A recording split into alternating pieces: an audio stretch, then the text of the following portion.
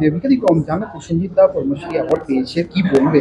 কি বলতে চাও? আমার ভীষণ দুঃখ হয়েছে এটাই যে আমার তো কন্টিনিউয়াসলি ছবিতে লিঙ্ক নেই, কারণ কন্টিনিউয়াসলি আমি তো পছন্দ মতো চরিত্র করতে চাই। কাজে ওকে আমার প্রিয় আর্টিস্ট, আমার খুব সৌভাগ্য, সত্যি কথা বলছি, যেন এটা ও শোনে, আমার খুব সৌভাগ্য যে ও আমি ওর ছবির নায়িকা। আমি হ্যাঁ, তো কাজে ও পদ্মশ্রী পেয়েছে, এটা কিন্তু ঈশ্বরের আশীর্বাদ, ওর মায়ের আশীর্বাদ। কেমন কাজে ওর মায়ের আশীর্বাদ, ও মাই তোকে তুলে দাঁড় করিয়েছে না। কাজে সেই ছোটবেলার ঘটনাগুলো তো আমি সবই জানি।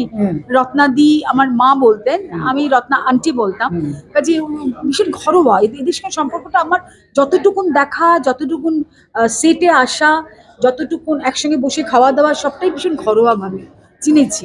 সে আজকে পদ্মশ্রী পেয়েছে এবং অনেকে বলছে আরো আগে পাওয়া উচিত ছিল, আমি বলবো না, ঠিক সময় পেয়েছে।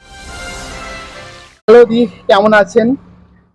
শরীর কেমন আছে এখন? ভালো আছে। ওয়েদার চেঞ্জ হয়েছে। হ্যাঁ, শীতটা একটু কমেছে। হ্যাঁ, সাংঘাতিক শীতের মধ্যে একেবারে কাবু হয়ে গেছিলাম।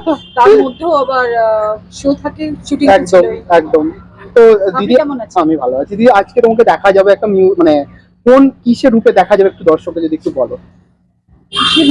মানে ফিল্মের মধ্যে কি রূপে কতন, হ্যাঁ, একটা আশি ছবিটা হ্যাঁ। করছি। এটাতে দীপেন্দু বাবু হচ্ছেন পরিচালক, আর ইসমাইল হচ্ছে প্রডিউসার ছবির। যখন এই অফারটা আমার কাছে এলো, তখন আমার একটু বলবেন, তো ওরা আমাকে ডাইরেক্ট করার পরে আমার ভালো লাগলো। আমি বললাম যে আমি তো অনেকদিন ছবি করছি না, ভালো চরিত্র না পেলে আমি কেনই বা টু মাচ। আজকে মানে গেট আপটা, মানে টায়ারটা খুব সুন্দর লাগছে, অসাধারণ লাগছে। Thank you.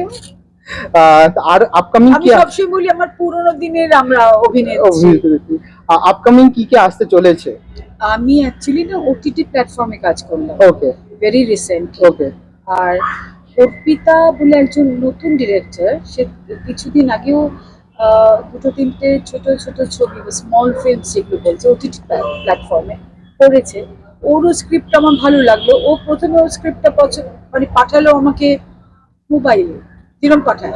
আমি বললাম দেখো, মোবাইলে যে স্ক্রিপ্ট পাঠাবে না, ওটা আমি আমার অনুভূতি দিয়ে পড়েও আমার ভালো লাগবে না, তুমি আমার কাছে এসে একটুখানি বুঝিয়ে দিয়ে যাও। ও বললো দিদি আমি আশাই করিনি তুমি এই কথাটা বলবে। আমি না, এটা করো। ওই ছবিটা রিসেন্টলি করবো, ভালো কাজ পেলে করবো। একদম তাই।